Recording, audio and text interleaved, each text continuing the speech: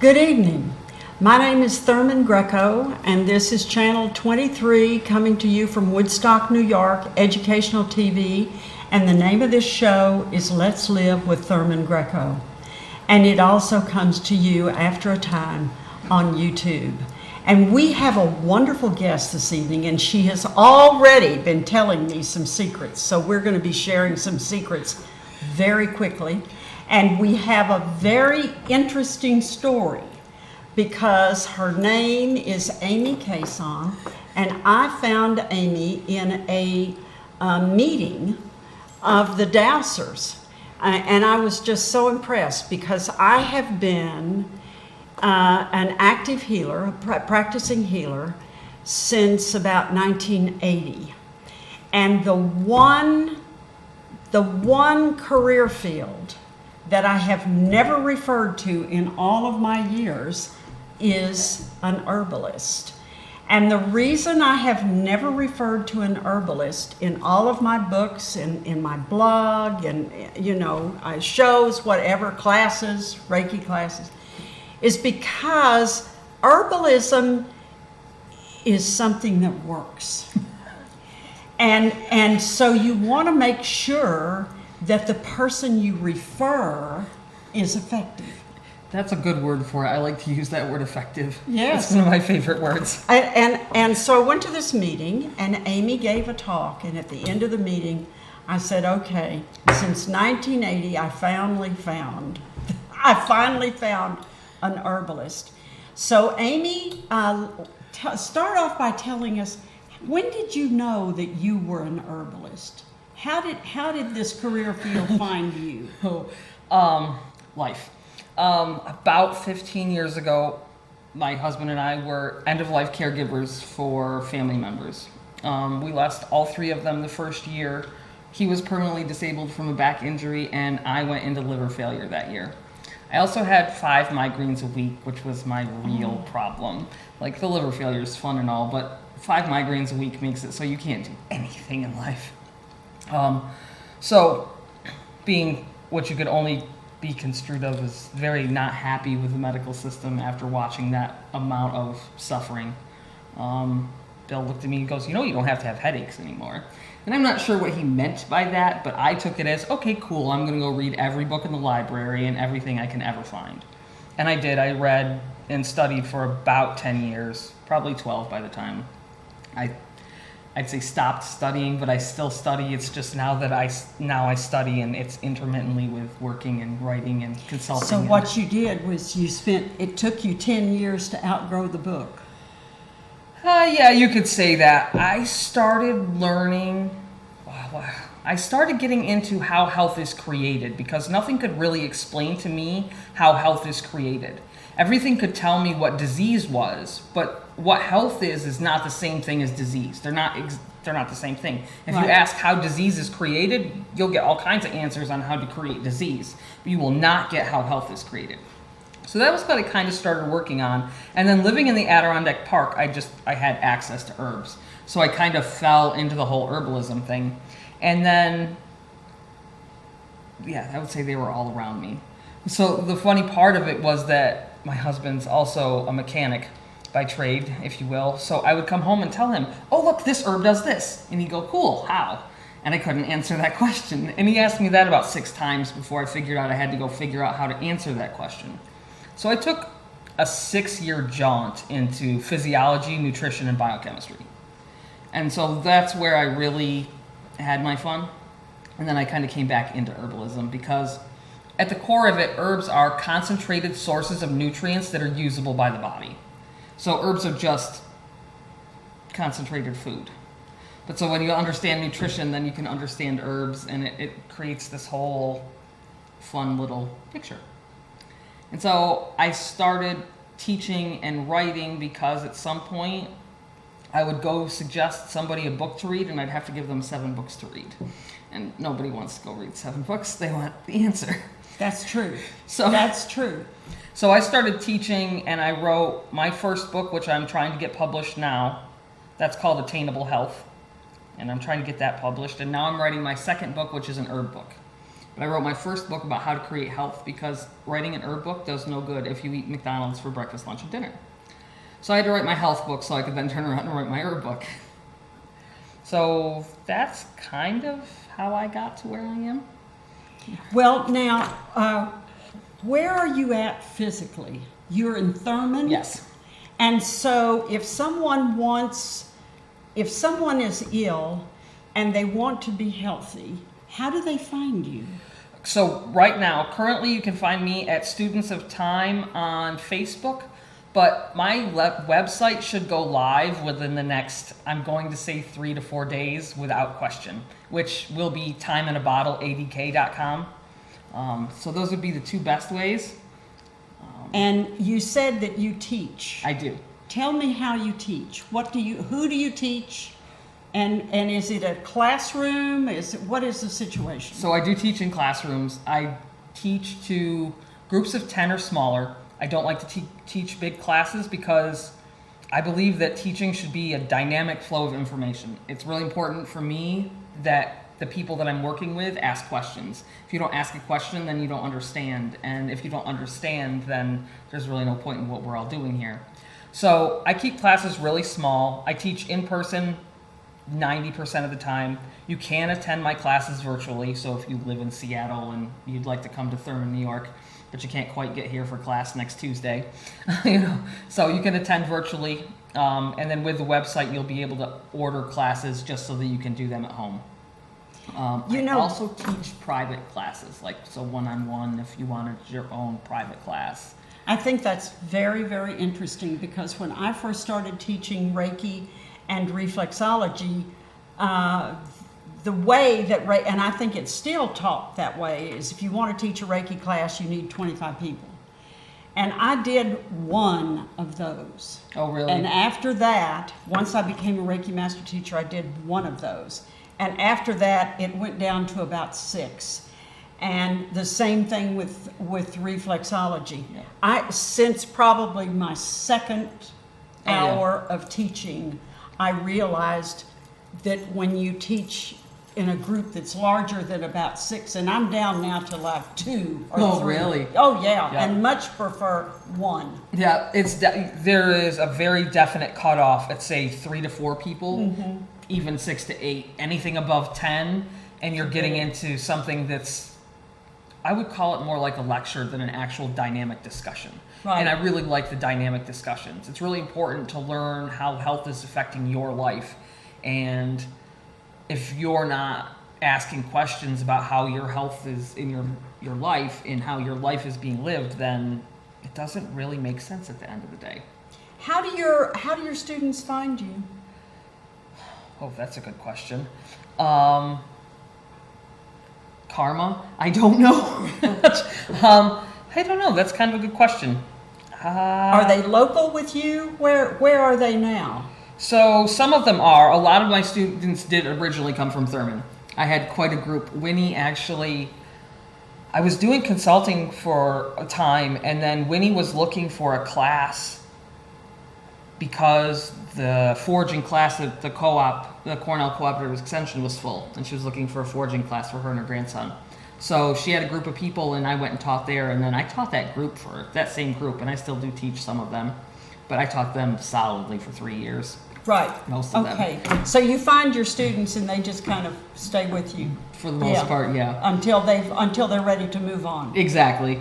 I teach a kind of a combination between health and herbs and nutrition. That's generally what we talk about in all kinds of ways.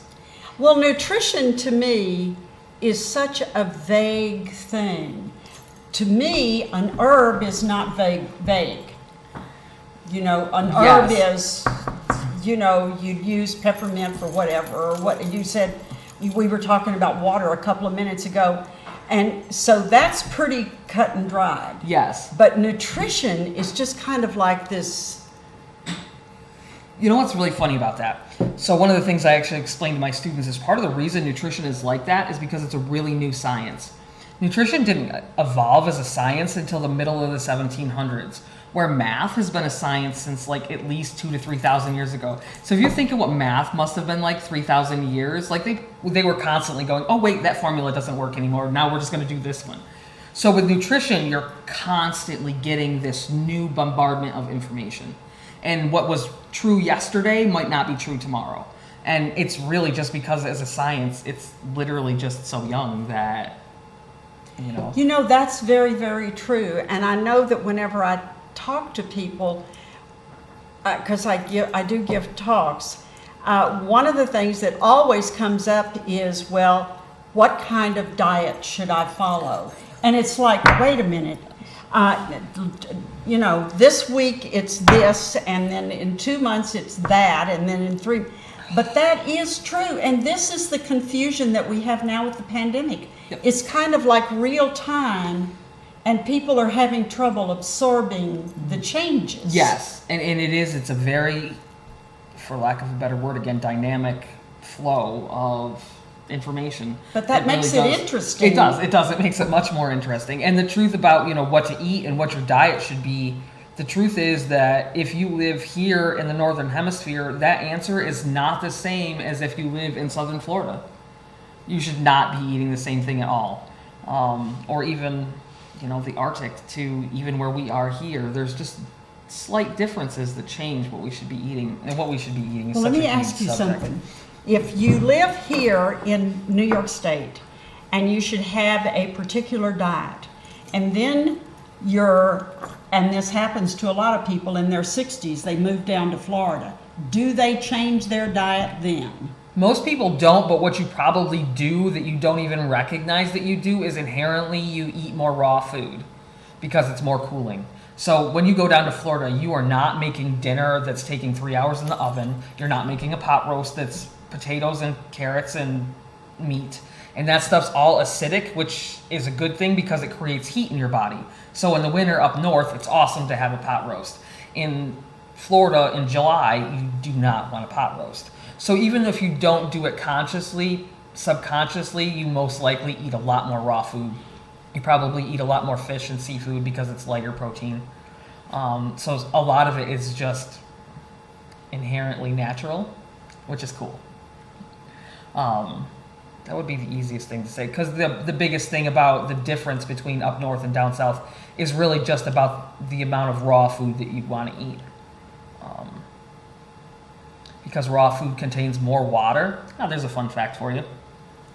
80% of the water that we lose every day comes from inside our cells. And when you drink water, that only replaces the water that's outside your cells. So in order to replace the water inside your cells, you have to eat food like watermelon. So down south, eating watermelon is one of the best things you can do because you're constantly replacing that water that you're losing all the time. Or cantaloupe, or honeydew, or cucumbers, or tomatoes. All kinds of water food. Right. So it's just different where you are. Yes. How important is it, or is the location more important? How important is your blood type to your diet? In my personal opinion, it's virtually irrelevant. There definitely are diets and books and stuff that are based on your blood type. I find that location has a lot more to do with it than your blood type. What about your DNA? Okay, so that's where it gets fun. So technically, no, your DNA isn't really going to impact it. But that being said, if you are Irish like my husband, you are going to respond to oats in terms of grain better than you will corn, because for thousands and thousands of years you didn't eat corn. People that came from, like, wheat originally came from Egypt. So the only people that generally ate wheat came from northern Africa. So it's really more about what meat your body's used to eating and what grains your bodies are used to eating. And so how much does that really play in the long run today for us? Probably not as much as making sure that you're eating food that wasn't just harvested outside of Chernobyl. But, you know, if you're trying to eat ideally, it is definitely a fun way to go about it. I would say matching meats and grains to your country of heritage would be probably one of the best things that you could do in terms of feeding your DNA, which is a really interesting conversation. To me, that's an interesting concept, but our DNA is so confused by now. Well, not only that, but your DNA changes all the time. There's the study of genetics, which started, decades ago, but now what you really have is the study of epigenetics. And epigenetics is the study of how environment impacts your genome. And they find that the truth is that your environment impacts your genetics more than, say, your genetics do. I think the current estimate is that genetic disease accounts for less than 5% of disease that we have. Even though most people think of disease as being almost inherently all genetic, it's actually more about, like you said, it's more about, well, we came from here. And so if you think about it, your parents and your great-grandparents, and they all came from this one section of the world, and that soil has been the same for the last 2,000 years. So if that soil is inherently a little more deficient in zinc, and this one over here is inherently a little more deficient in selenium, you're going to have what looks like genetic disease when it's really just genetically you're exposing yourself to the same environment over and over again. So disease is definitely much more about, and your genetics are much more responsive to your environment than it is to being something that's set in stone. Herbs actually have the ability to affect your genetics. You can repair your DNA with tannins, and tannins are a specific set of phytonutrient that comes in all kinds of herbs. So most people think of your DNA as this, set in stone kind of thing, but it's much more dynamic than that. Well, back when nobody really knew what a DNA was, Right. I went to California and studied DNA healing Oh, from a woman in the Los Angeles area. that must have been fun. Well, it was fun because her goal was to change everybody's DNA to create better health. Oh yeah, that definitely makes sense. I mean, ideally, that's what you're going for. DNA, what DNA ultimately does is it is the blueprint for the shape of every protein in your body. So if those shapes aren't correct, then all the shapes in your body can't be correct. So you want to make that DNA as healthy as possible. It takes an average of 6 cells to get all your DNA, which is kind of neat. Are there certain herbs? I'm going to change the subject. I really am, because I'm getting interested, because we're thinking about Amy Cason, the herbalist. When somebody wants to have a first aid kit, Okay. what goes in your first aid kit? A real first aid kit or an around the house first aid kit? Around the house first aid kit. Around the house first aid kits, usually what I can only call magic cream or boo-boo cream, which is basically stuff for cuts and scrapes. I do something for sore throats, which is a blackberry syrup, which is really nice. I usually have a colt's foot oil that usually I mix L-campaign and a couple other things in for lung problems and respiratory problems in the winter. Something to stop bleeding. I usually keep some yarrow around for a fever. And then I always keep weird little things around, like cayenne tincture will stop a heart attack. Milk thistle tincture is used if you've gotten mushroom poisoning. What are the other little things? Oh, the other one that's always on hand, especially in my house, is stuff for sprains and strains. Because one of us is always, straining an ankle, doing something to your bones, joints, tendons, etc. that you're not supposed to be doing. So that one I probably use more than almost anything else. So as an herbalist, you have a cream for sprains. Yes. Now, I function under the opinion that a lot of sprains are spiritual. Well, that's an interesting possibility. It's all connected. You can't say one without the other. At the very core, you could easily say, well, if you were paying attention to what you were doing in the first place, you probably wouldn't have sprained X, Y, Z here. So you could definitely say that, which is kind of interesting. what brings that to me, and I did write about it in my book, and that is that people will suddenly find themselves in very serious back pain. And it's like 30 minutes ago I was doing fine and now I can hardly move. And I have noticed as the stress level of people has risen in the last couple of weeks, Oh, yeah. the back injuries are rising. Yes. Yeah, definitely. But even if it's a spiritual thing, you have a cream for it. Oh, yeah, definitely. The cool thing is that I like Reiki and aromatherapy and essential oils because it works really well with herbs. So what that stuff does is it basically equalizes the energy around the cell so that the cell functions better. So with the herbs are giving the cell what it needs to fix itself. And so when you use the herbs with the other stuff at the same time, it makes it all work better quicker. So you give herbs and you apply the herbs with a dose of Reiki. Yes, most certainly. The other thing I use a lot is I use flower waters. I don't use, and I say that because I make my own. You can use Bach flower essences and stuff like that, but I use flower essences and flower waters quite a bit. That you make your own? Yes. There was a woman in the state of Virginia that used to make her own flower essences as well. Yes. I can't remember her name now, but I can't either, but I know who she is actually because she was a most unusual person. Yep. Yes, she was. And I don't even know if she's still doing that now. I want to say no because I haven't heard about it in a while, but I would not. I have feel not heard very about it in a while either. Would not even feel comfortable really going one way or the other about that. Pearlandria. Oh. That was the place where she worked out of.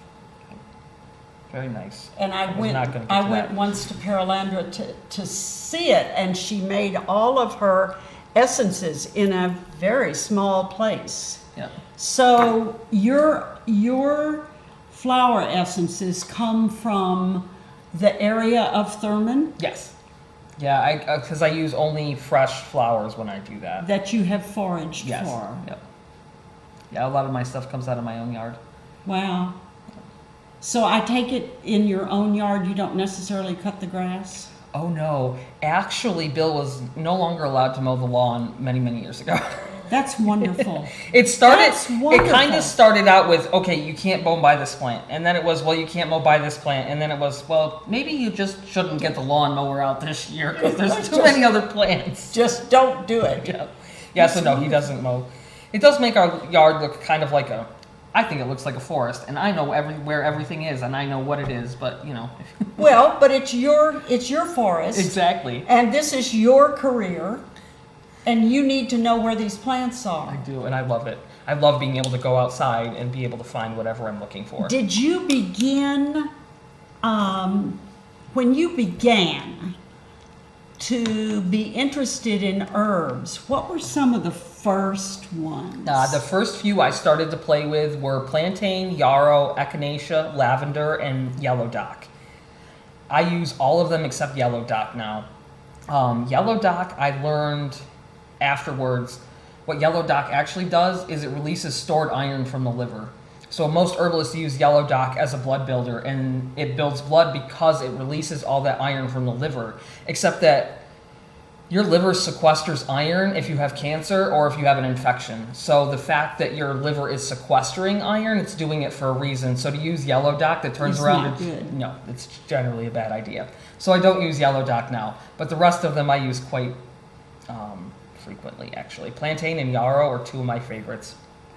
I found out yarrow was my favorite plant, but only after I started teaching and I wrote down all my formulas next to each other, and I found out that yarrow is pretty much in everything. Yarrow is the best anti-inflammatory herb on the planet. It stops inflammation better than anything else, but it also stops bleeding. If it stops inflammation, it seems to me, and I haven't really written about this, but I keep reading about it, the biggest problem that we've all got is inflammation. Oh, absolutely. So there's two different types of inflammation, though. So yarrow works for inflammation if you just went out and cut yourself. The inflammation that we've all got is actually systemic inflammation, and that's when there's too much calcium inside your cells and not enough magnesium. So what you're really trying to do is flood your body with magnesium, and for that you want oat straw. It's actually why most people feel much better when they take turmeric. So turmeric's the number 2 herb in magnesium, which is why it's used for inflammation so much, because it's getting rid of that inflammation inside the cells. So I use oat straw, and it works much better. The other thing about that is turmeric is bright yellow. But what that means is that it's full of carotenoids, and they have to be broken down by the liver. So if you're working with somebody that doesn't have a really good functioning liver or a really good functioning set of kidneys, a lot of times they'll respond very poorly to turmeric. If you tried turmeric and it gave you heartburn or it didn't make you feel good, it's probably because of your liver. Try something like oat straw or horsetail. Those are 2 excellent sources of magnesium, and you'll find that they'll work really good for inflammation, if not better than turmeric.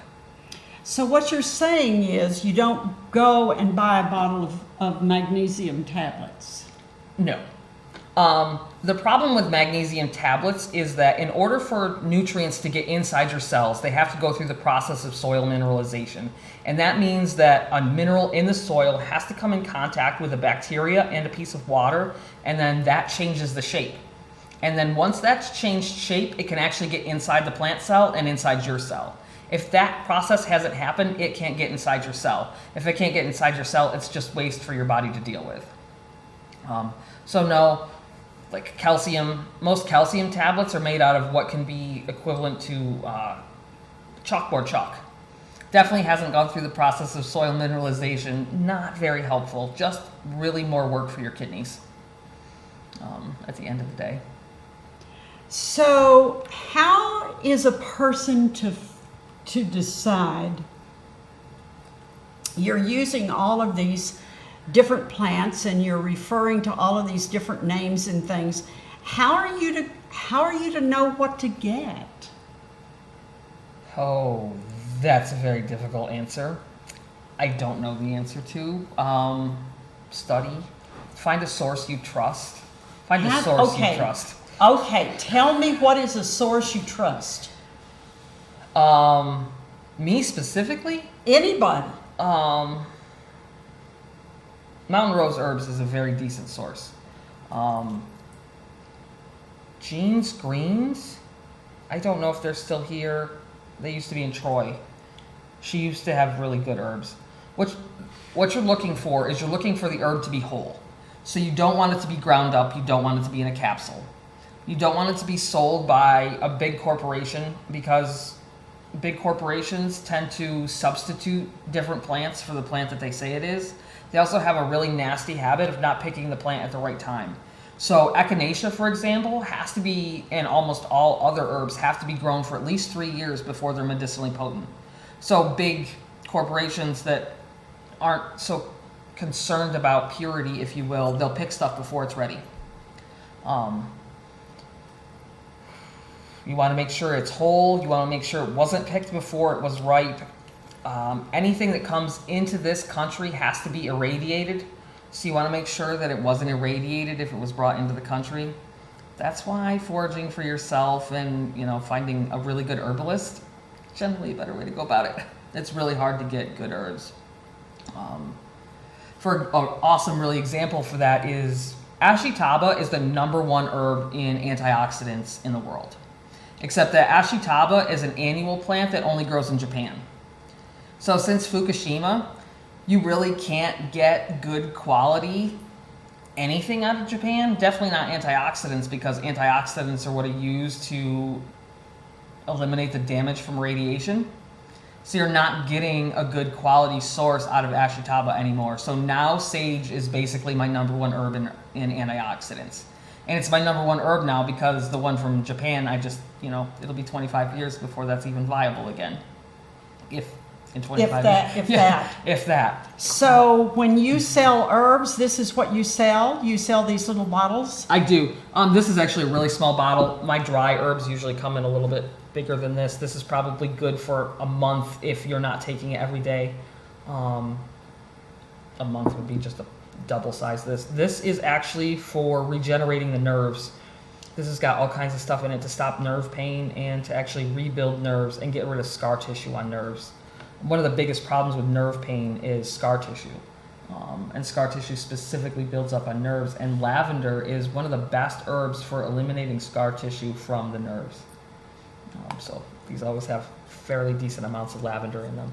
And then this one's my lotion. And yes, I do sell them just like this. I can sell them in bigger jars too. But What kind of lotion is that? so this is actually mushroom lotion. A mushroom lotion. Yep. So this has chaga, reishi, shiitake, lion's mane, maitake, and I'm forgetting one. Oh, cordyceps, and some cordyceps in it. So do these mushrooms come from your home, No, I don't forage for my own mushrooms. I have a person I go to that forages for them, and then cordyceps I do order because cordyceps is a really, really teeny tiny little mushroom that grows in very hard to find places, so that one I still order. But the rest of them I get from a local person that does mushrooms. that goes and gets them? Yes.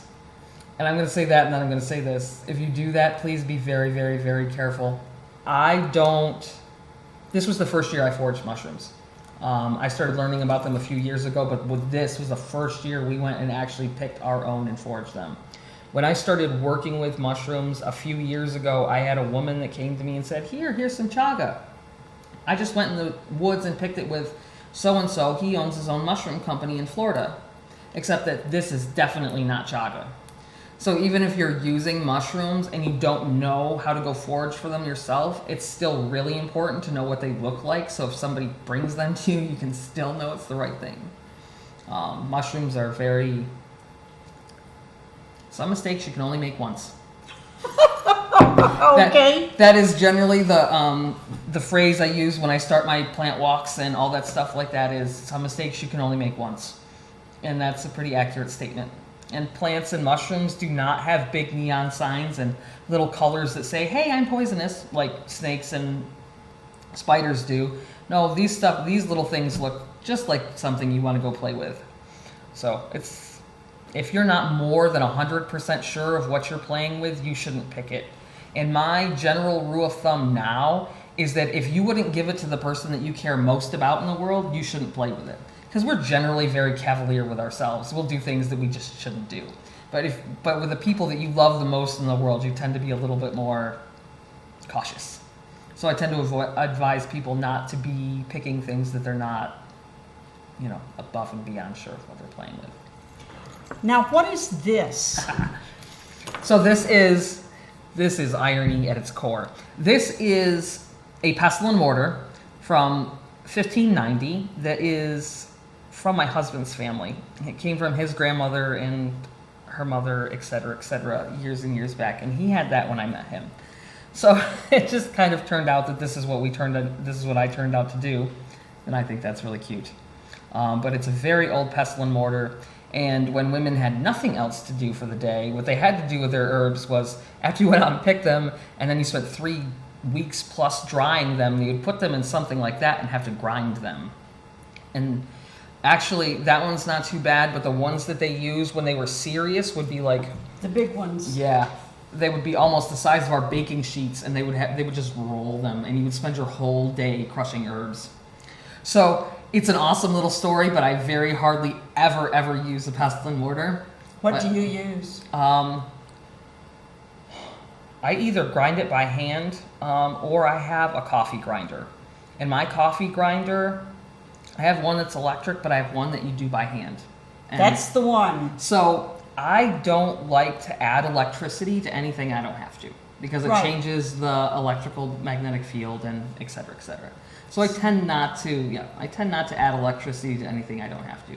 Most of my stuff, honestly, doesn't even get ground like this because I pick it fresh and then it goes right into vinegar or oil fresh, and then I don't even have to play with it like that.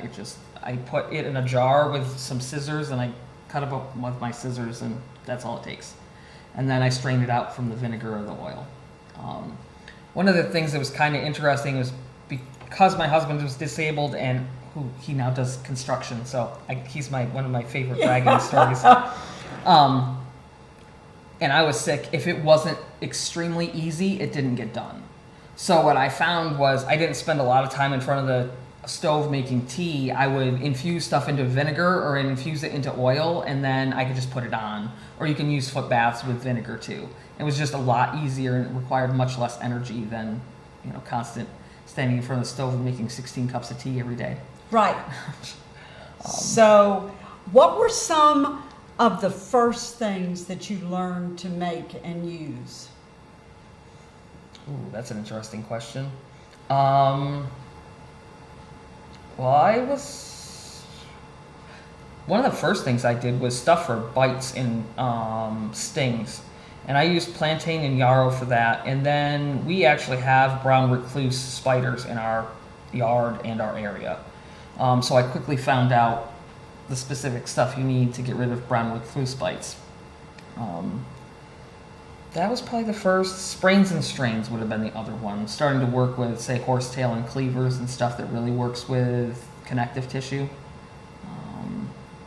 And then one of my favorite ones that I really started playing with was my stepson went to Peru and came back with an atrocious case of dysentery. And I got all excited because, I get to go make something new. Right? And I went out and I made this really big thing of dysentery tea out of blackberry and strawberry and yarrow. And I think a little bit of lavender because I put lavender in everything. And he drank like this much of it. He's like, okay, I don't need it anymore. It's like, aw, I made the whole thing. That was one of my fun ones. How old was he when he went to Peru? Jeez. He's my age, so that was 10 years ago, 25. And what motivated him to go to Peru? I don't know what he specifically went for. Some sort of trip. But Bill had just gotten off of disability, so he bought Bill kind of a trip, and it was their... Oh, the two of them went together. Yes. They went to Peru together. Yeah, they went to did. Machu Picchu? No, they did not. Bill actually didn't go to Machu Picchu, so we can go together. But they went to other places in Peru. Yep. Okay. So you have mentioned plantain. Oh, yes. Is that local? Yes. It's a little green leaf.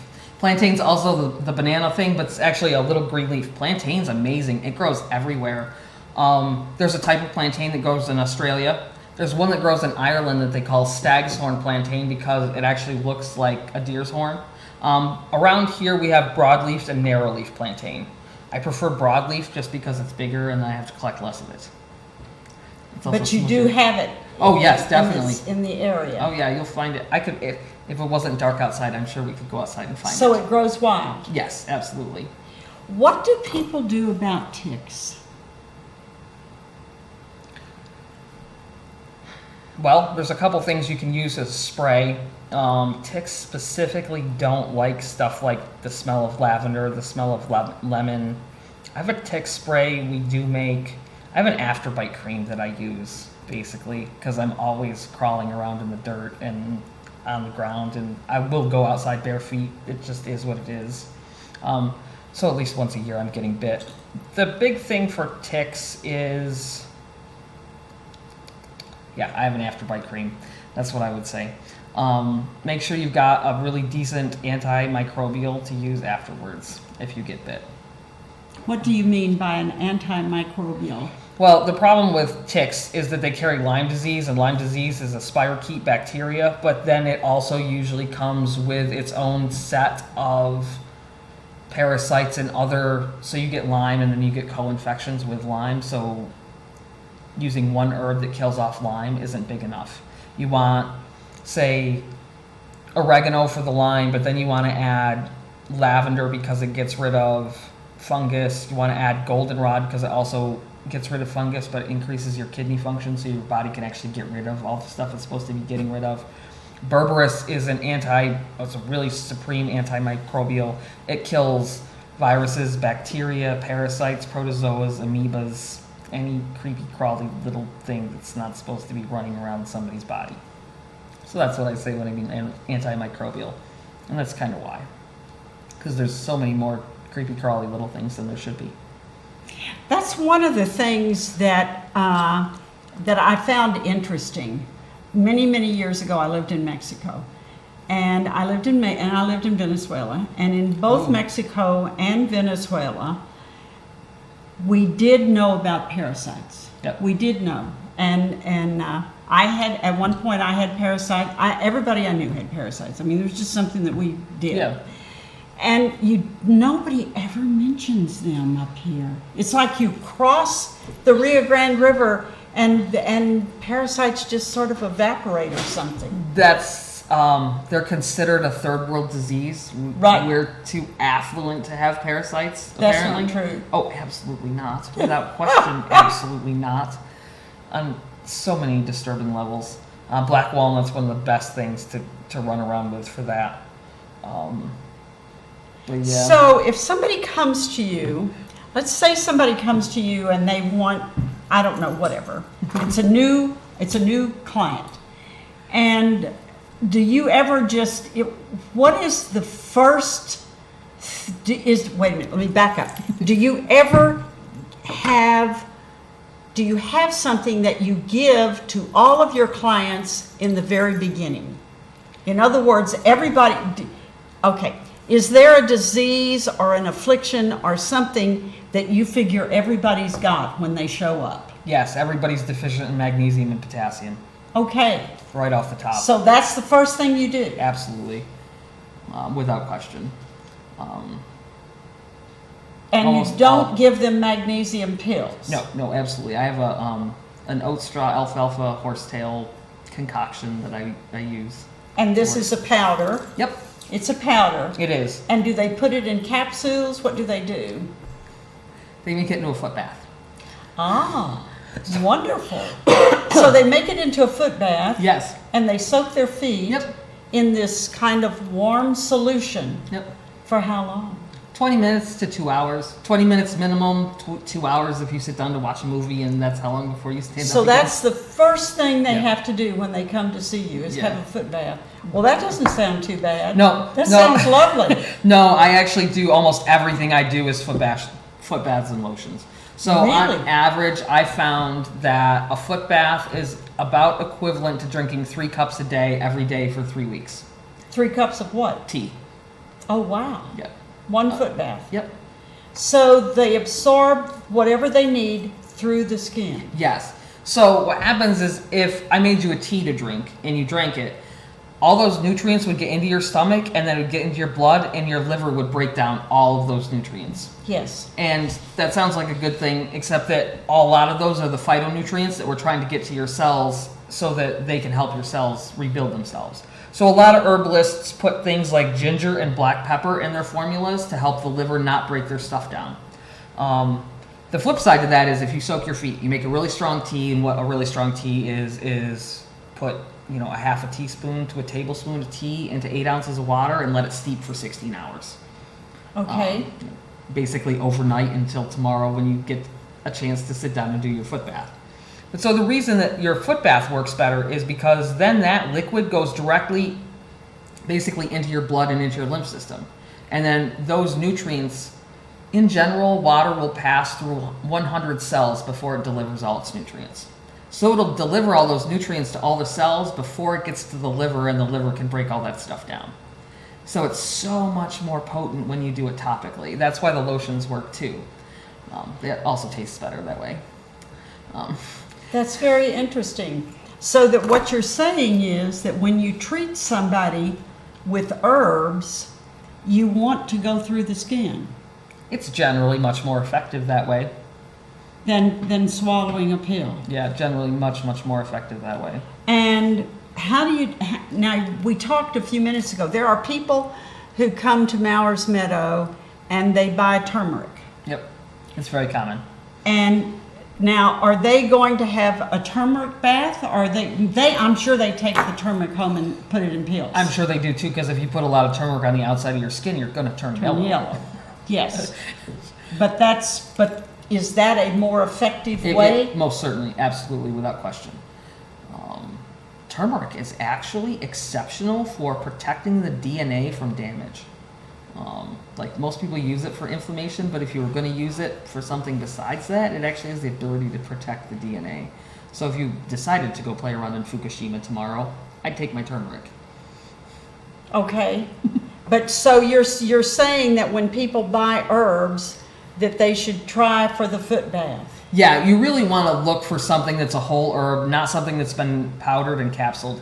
Anytime you powder an herb, basically the smaller it is, the more it's exposed to air, and that's oxidation, which means it's just sucking all the nutrients out of it.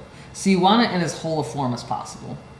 So that when you're getting an herb from an herbalist, you really want to have something that's in like, it's at the top, it's cut off and it's kind of wound around at the top, and then you have all these blooms and leaves and things dried. That would be ideal. That's your ideal situation. Yes, absolutely. If you're trying to find an herbalist, what should you look for?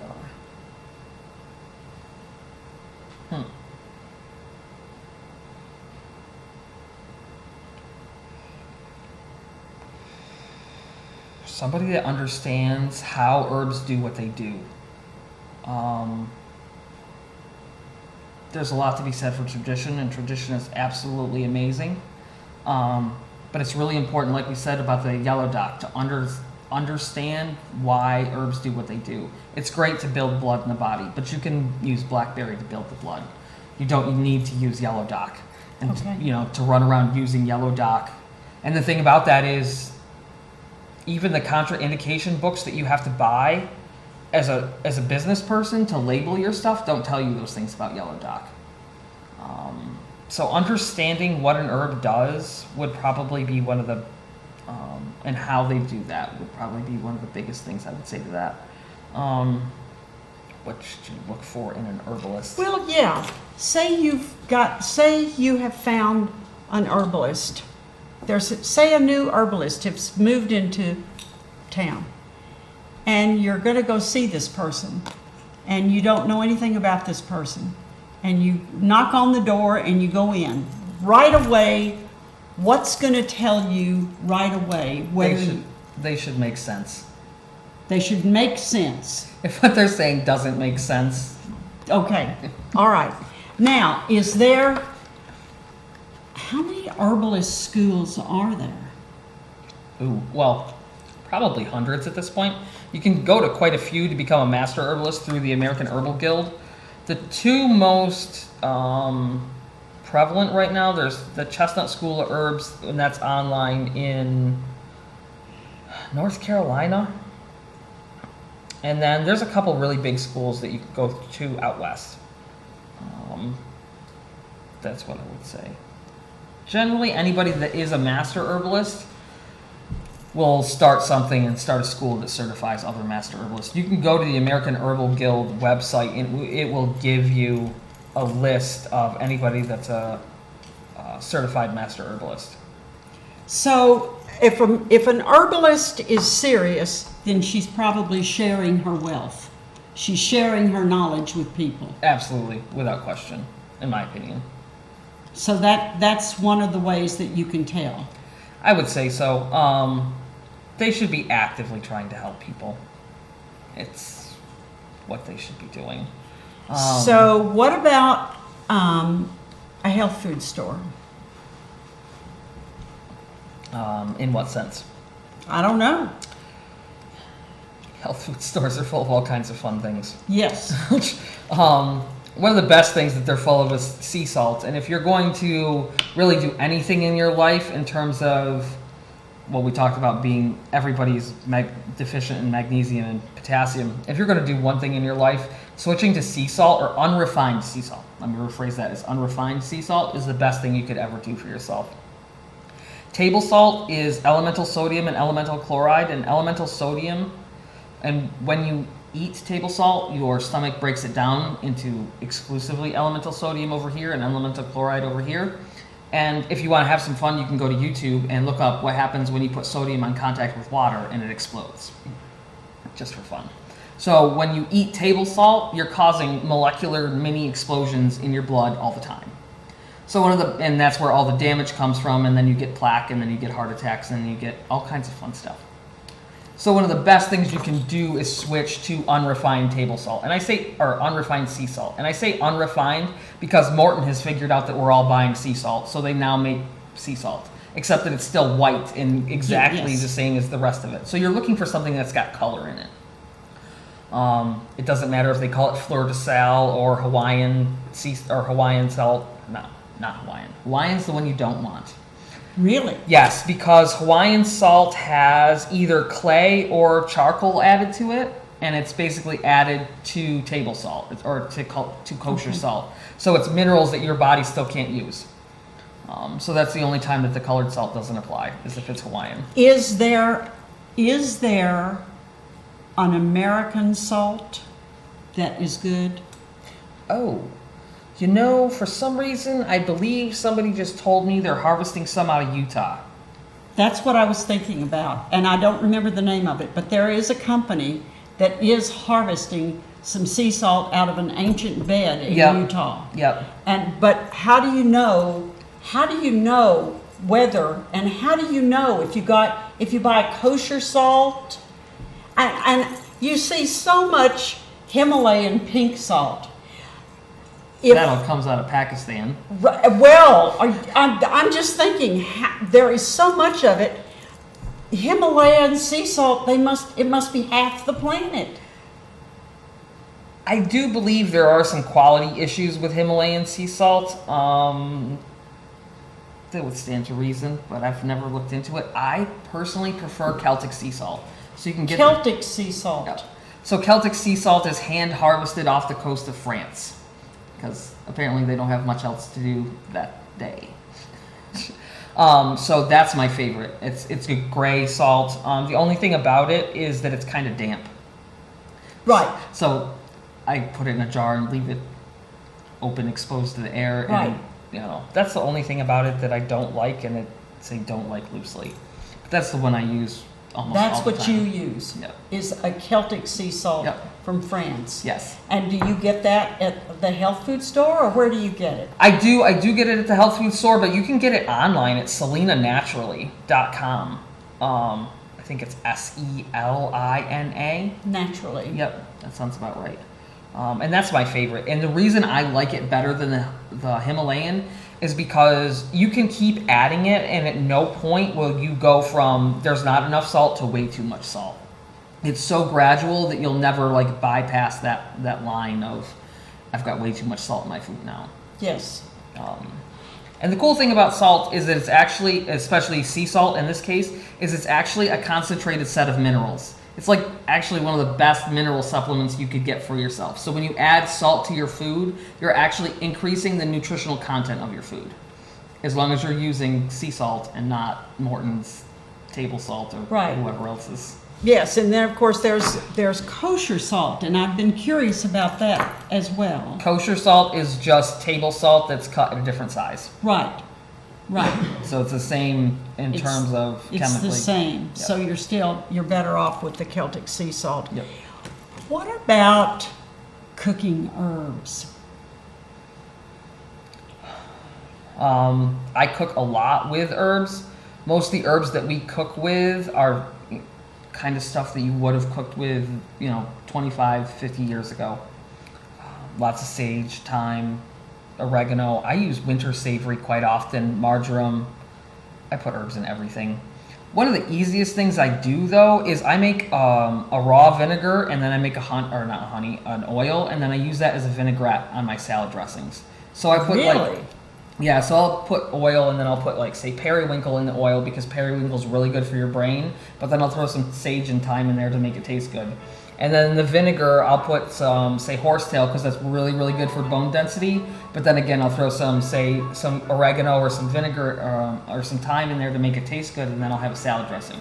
So I'm getting my nutrients, but I'm also getting a salad dressing that I can eat.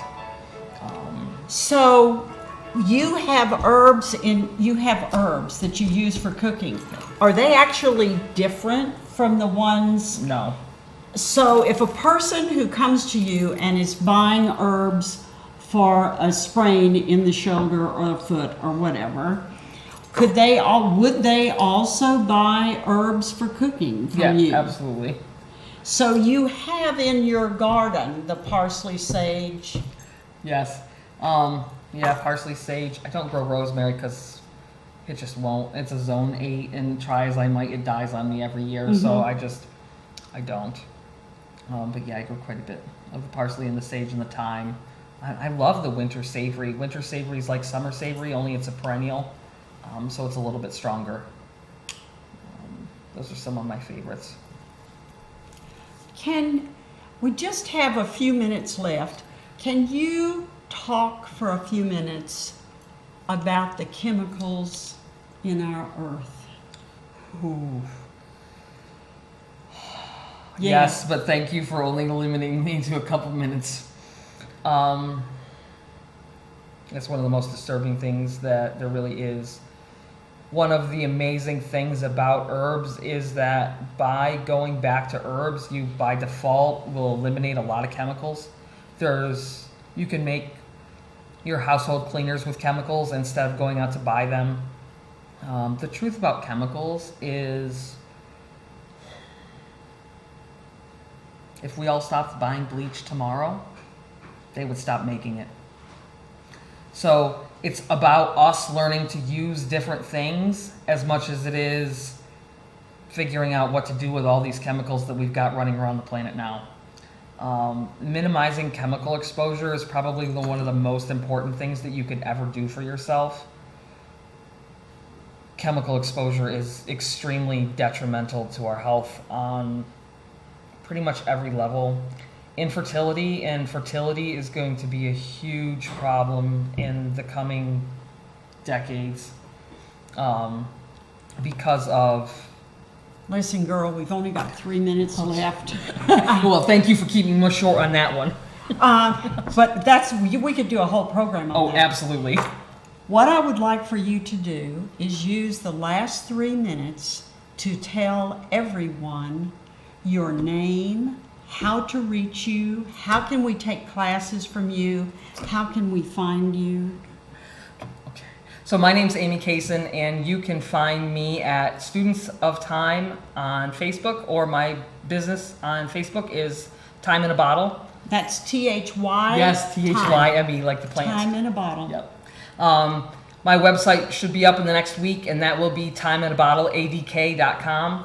What does ADK mean? Adirondack. Ah, okay. My phone number is 518-681-9950, and I can also be reached at amycasonadk.com, or no, amycasonadk@gmail.com. Excuse me for that. So that's my email, my phone number, and those are probably the 2 easiest ways to reach me. And you can then take classes from me in person, or you can come and attend virtually. Or we can set kind of a personal session up if you're looking more for a consultation. The other thing that I do that's really cool, a little late in the year for it, is I do private plant walks. So I will go to a person's yard and I will walk around their house and tell them what they've got in their yard in terms of plant identification. Wow. So that's always fun. Oh, wow. So that's the other little thing that I do that's... That's lovely, because people don't know what they have. Exactly. And even in class, it's one thing for me to stand there and tell you this is what that is, and it's another thing for you to turn around and go home and go, oh my God, I have no idea what I'm looking at. Right.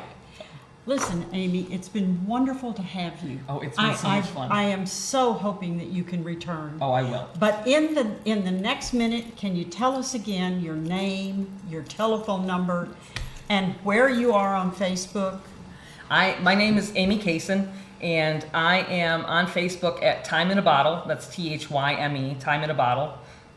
And my phone number is 518-681-9950. Is that it? Okay. Here is what I am hoping will happen. I am hoping that we can have you back again. Oh, well, that would be fun. I really would. It's hard for you to come down. And it is and we can all sign up for a Tuesday class. Oh, absolutely, without question. Without question. I tried to sign up for a Tuesday class, and I had to go to Albany, so that shot a hole in that.